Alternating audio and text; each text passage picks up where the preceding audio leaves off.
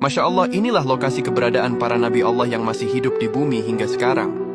Saat ini, ada dua nabi Allah yang diberi umur panjang dan masih hidup hingga sekarang. Mereka suka berjalan dan hidup berdampingan dengan manusia, bahkan mungkin sedang berada di sekeliling kita. Dalam kepercayaan Islam, ada 4 nabi Allah yang diyakini masih hidup hingga sekarang. 2 berada di bumi, yaitu Nabi Ilyas dan Nabi Khidir. Sementara 2 lainnya berada di langit, yaitu Nabi Idris dan Nabi Isa.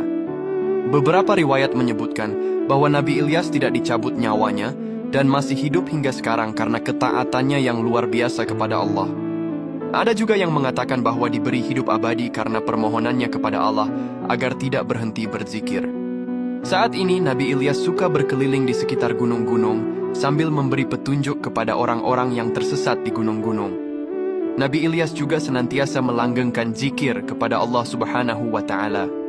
Sedangkan Nabi Khidir, beliau diyakini masih hidup sampai sekarang sebab meminum air ma'ul hayat atau air kehidupan.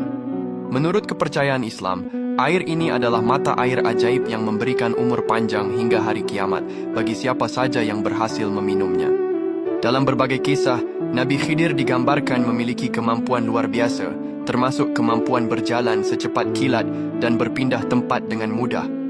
Ia juga dikenal sebagai sosok yang menjaga laut, mengajarkan ilmu laduni atau rahasia, dan membantu orang yang kesulitan. Beberapa ulama bahkan meyakini bahwa Nabi Khidir sekarang menguasai seluruh samudra. Nabi Khidir juga kerap berkeliling di sekitar lautan sambil memberi petunjuk kepada orang-orang yang tersesat di lautan. Nabi Khidir memang tidak termasuk ke dalam daftar 25 nabi dan Rasul Allah yang wajib diimani karena kenabiannya tak disebutkan secara eksplisit meski namanya tertulis dalam Al-Quran. Meskipun Nabi Idris dan Nabi Ilyas masih hidup di bumi hingga sekarang, tidak semua orang bisa mengenalinya dan berjumpa dengannya. Sebab hanya orang-orang yang dikehendaki Allah sajalah yang bisa mengenalinya.